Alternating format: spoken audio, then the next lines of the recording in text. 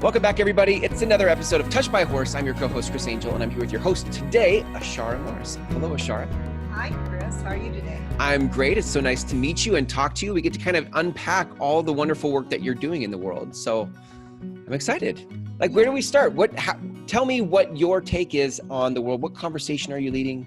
Who are you helping? Well, I am helping women who, and maybe even some men, who were like me. And here's what I was like. I was somebody who went from relationship to relationship to relationship. And I'm not proud of it, but I have been married multiple times.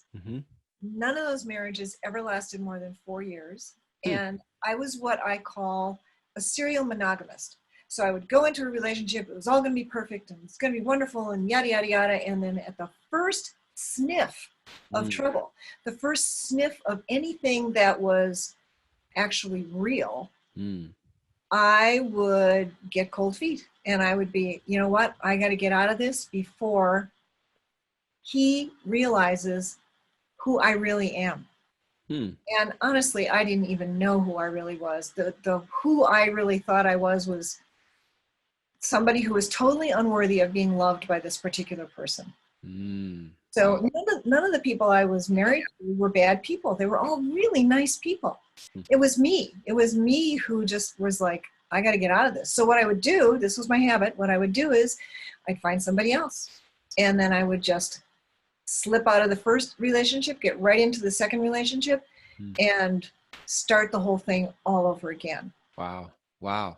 And as I've gone through life, I've realized that there are more people like me out there than I realized. And a lot of it has to do, I think, with trauma in our childhood and feeling unloved and feeling unworthy. And we carry that around with us. Yeah. So that's what I focus on now, is helping people not be me. Yeah. What was I would imagine such great self-awareness, like, I don't know that, do we have that type of ability to see that when we're in the middle of it? Or is that just you being able to be clear on this side of it? I think I got really lucky. I met my current husband and he wasn't the type to give up. And I clearly remember where the turning point was. And I was right at that place where I was thinking about running yet again. Yeah. And I was on an airplane going to a convention in New Orleans, of all places. And I'm sitting on the plane and I'm thinking to myself, okay, why would I give up this guy who laughs at my jokes, who loves me, who loves my cat, which was really, really important to me because animals are very important. Anybody who knows me knows that animals are very important to me, who loves my cat and who puts up with my bad moods and who I really am. How did he ever figure out who I really was? So I got lucky. Yeah. And I remember sitting on the airplane, writing him a letter and saying, I am so sorry for everything I put you through. I commit to this relationship. And that was something I had never done. Wow. I had never committed. And from that point forward, then it was a matter of work and really being willing to stand in the fire and do the work on myself and do the work on our relationship. And here we are, 29 years later. Wow. Still very happily married. And people who meet us always say, you guys look like you're still on your honeymoon. That's great. And honestly, that's how it feels sometimes. We're just really, really good friends. And so it's not been easy, but it's totally worth it.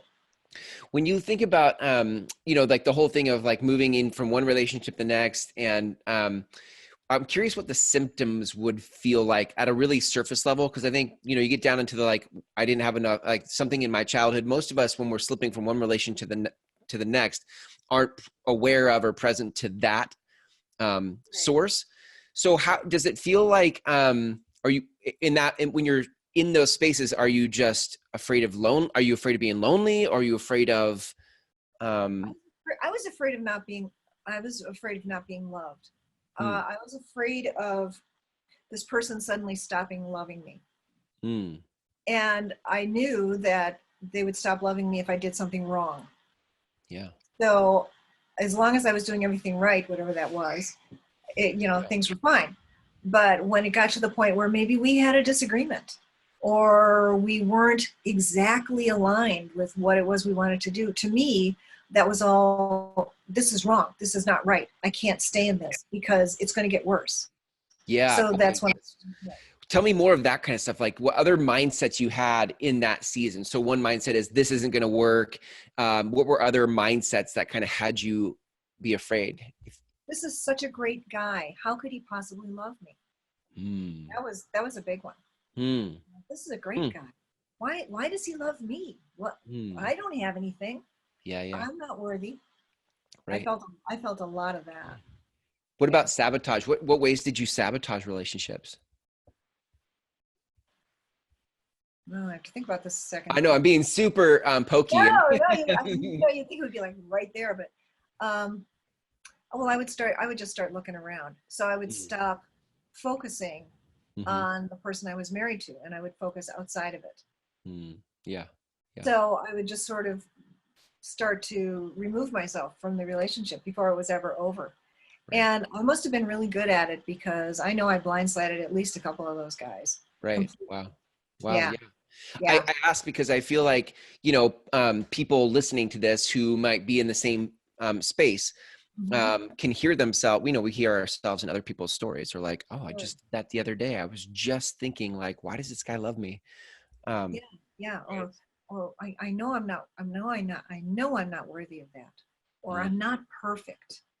How can he love me if I'm not perfect? I'm not doing everything just right. I don't cook like his mother cooked. Just all kinds that's good. Yeah. Just all kinds of weird stuff.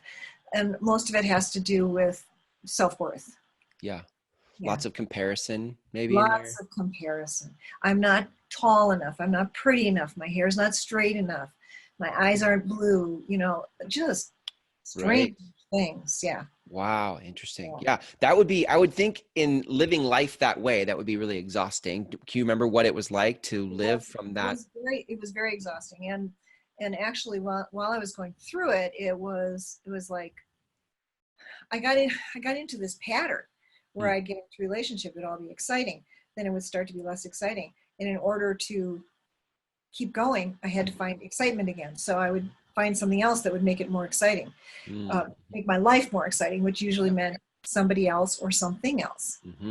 So instead of drugs or alcohol or that kind of stuff, I just went from relationship to relationship. That was the way I self-medicated myself. Got it. Yeah. But by the time I got around to, and I will confess that Glenn is my 5th husband. I've been married to him longer than I was married to the other 4 in total. Wow. Yeah.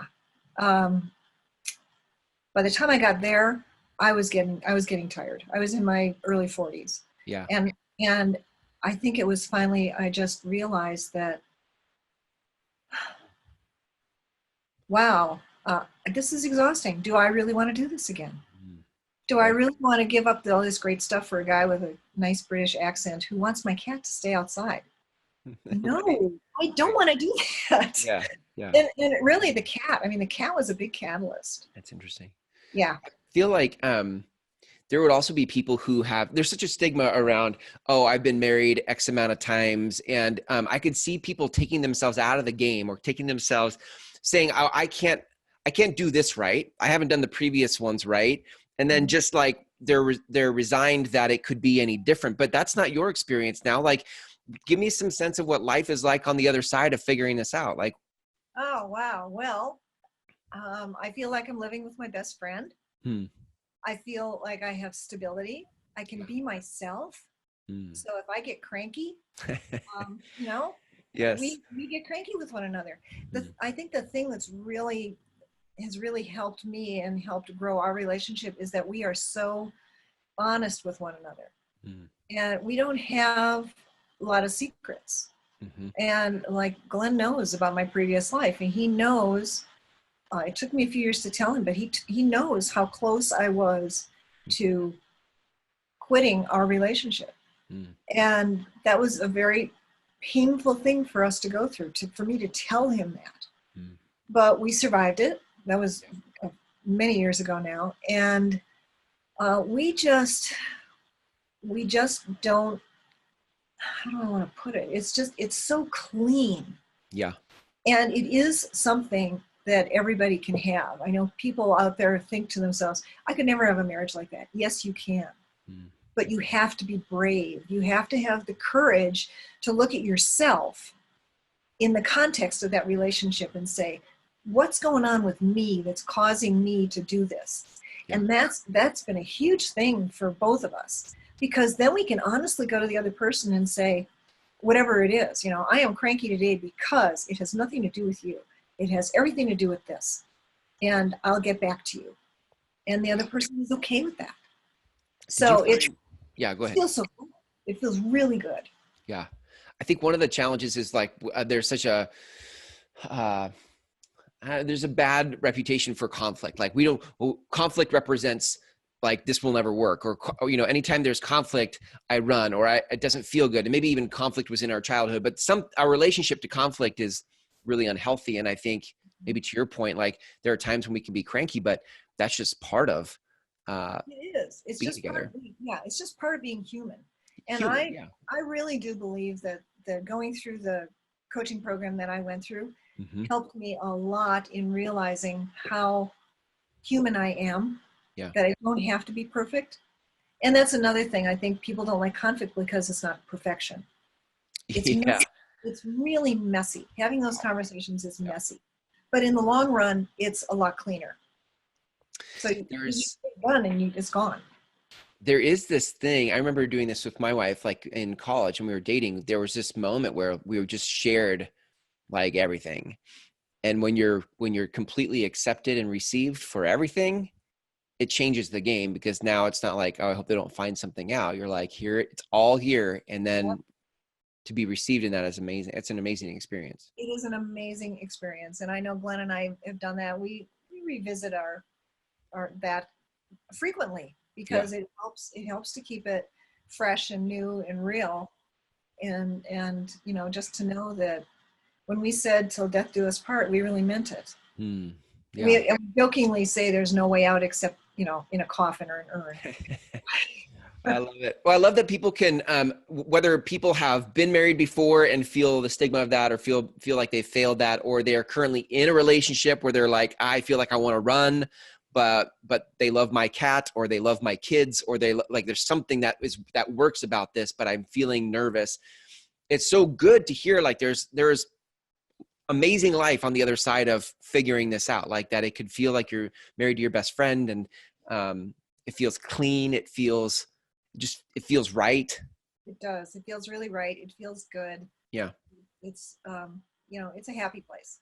So if I think about that, I mean, there's some work to do to get there, obviously. I think one of the first things is how your mind changes. Like what thought processes had to change for you, or how did you shift your paradigms? I had to realize that I was actually worth having a guy like Glenn in my life. And that took a lot of work. I had to dredge is not a good word, but I had to visit a lot of how I was feeling about myself, which was painful. But going through this coaching program, we, as I'm sure you know, we have to work on our own stuff. So I was able to work on a lot of that stuff, and it just kind of came up over the 2 years, and then it continues on. I mean, we're never done. But it helped me realize that I am actually a worthwhile person, and what I have to offer is a positive thing. And that was a huge change in my mindset, that I was actually worth something. And I didn't come from a bad family. It was just me. So, it's hard to explain, but we all have these things that prevent us from shining our own light, and from saying, I'm pretty great. Yeah. And helping someone to genuinely feel that they are okay. And whether they're grumpy or happy, or, right now I'm like not in a good mood, it's all okay. Yeah. And to be real with that, to be honest and be in integrity with it. It takes some work. It takes some learning. It takes peeling away all the layers of the onion. Yeah. But it is totally, totally worth it. Do we have time for a really tiny story? Of course. Yeah. Well, the other day I was working with this woman, and she has had like 30 years of anxiety. I mean, forever. I mean, she's been anxious forever. She can't sleep. She can do all this kind of stuff. And in talking with her, it turned out that what she was feeling was responsible for the happiness of her ex-husband. So she has been carrying around the responsibility of her ex-husband and her children all this time because she's a caretaker. So she's taking care of everybody except herself. So what I had her do was pick up one of those big tubs that horses, not real big, but a big tub that the horses eat hay out of, and carry it around. And she carried it around until she couldn't carry it around anymore, and then she dropped it. And that tub was all of that responsibility. So after we went through that process, and we did a few more things, but after we went through that process, she told me the next day she slept for the first time in years. She felt 20 pounds lighter. She went to her chiropractor that same day, and the chiropractor was like, "What is going on with your muscles? They're all so relaxed." She said she has never felt so good, that she had gone to therapists and other people, and she'd been working on this for 30 years. And in one session, she let all that go. Now, she had worked her way up to that. Yeah. So it wasn't like she did all of the work in the arena, but she was ready. Yeah. And we just hit it on the right day. And it was... What was the mindset shift for her, do you think? What shifted in her mind? It was a huge mindset. She realized that she had been carrying around responsibility for people who are grown and adults and should be responsible for themselves. She just had to let go of the fact that it was her responsibility to take care of them, because it wasn't. Yeah. It was her responsibility to take care of herself. And she had never looked at it that way, ever.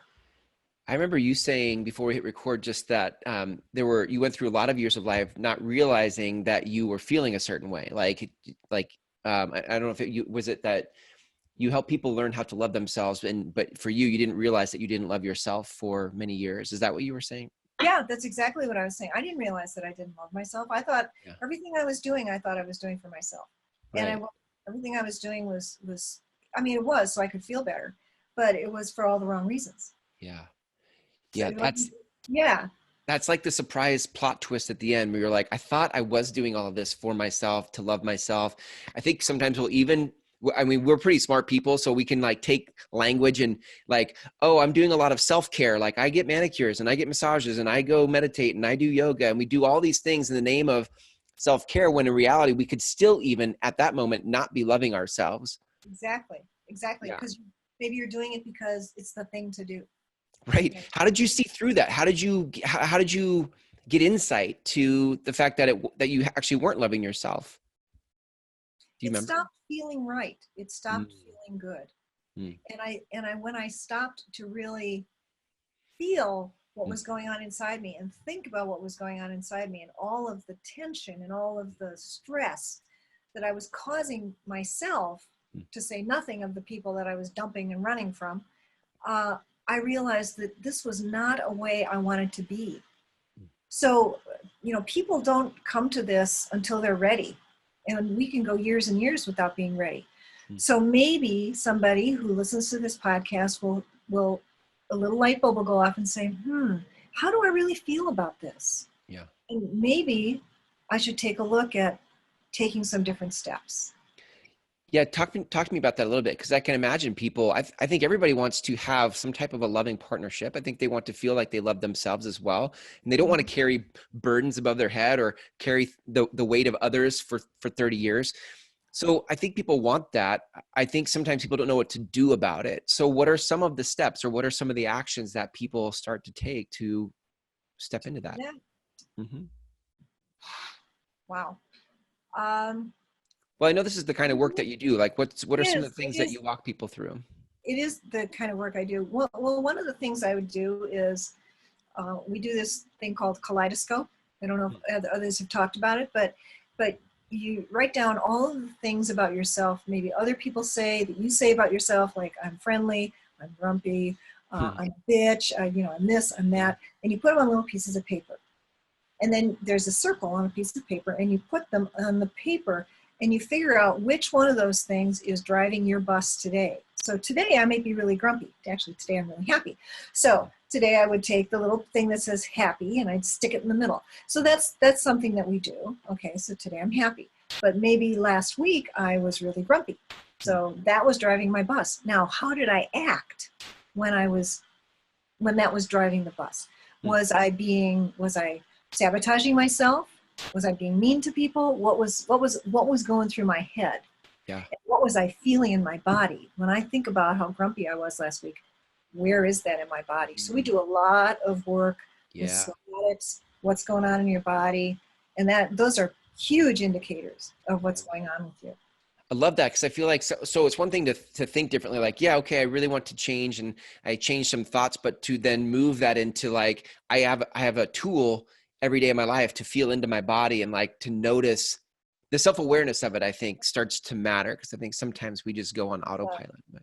It does. And if you have pets, not just horses, but if you have pets, they can be really big indicators of what's going on inside your body. Because when you're grumpy, if you have a sensitive dog or a sensitive cat, they're going to avoid you, just like a horse would. Although a horse, if you're being grumpy and you're honest about it, the horse will come over and say, let me help you with that. Whereas a cat or a dog might say, I think I'm just going to go over here. But if you're feeling loving, they might come to you. So you can feel into yourself, and then you can also observe what's going on with your animals, because they are way more honest than humans about what they feel. So it sounds like part of it is like you start to have more self-awareness. One of the actions is you start to notice and feel into like, how am I being right now? But what about conversations? Did you find that for you and for clients that work with you, they start having the courageous conversations more? I think they do. I know certainly for me, that's what happened. Yeah. I don't like conflict. I have never liked conflict. Me neither. Yeah.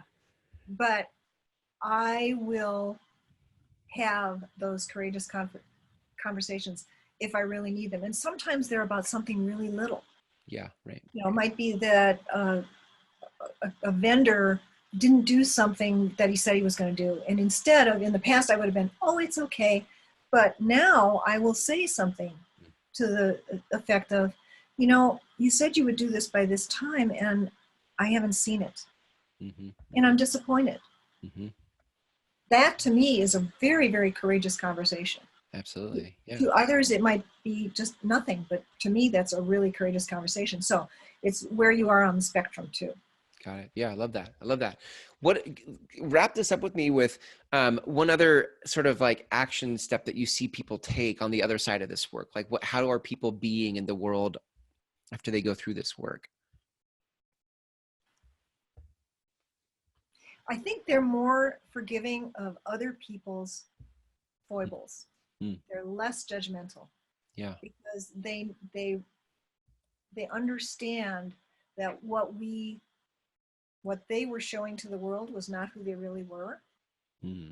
And so many people have all the masks, and they're not going to call them on it, but they might just love them anyway. And I mean love in the grandest sense of the word. Right. Not physically love, but I can see your pain instead of you are just a jerk. Right. Yeah. Right. Right. Yeah. So and that makes a huge difference in all of the relationships we have going through life, because we're more accepting. When we're more accepting of ourselves, we're more accepting of others. It's perfect. And I think that's back to the beginning of this conversation of having relationships or that feel good, that feel like, you've been married how long now to Glenn? Yeah, it'll be 30 years. Wow. Right. That's what's possible. That's what's available on the other side of this whole process. I know that you do this kind of work. You help people cross this gap from where they're stuck, and whether it's not loving themselves or feeling like they're slipping in and out of relationships, to actually having these types of relationships with themselves and others. How do people reach out to you if they want to do this kind of work? They're like, wow, I really connect with this, and I feel like you were describing my life. How do I work with you?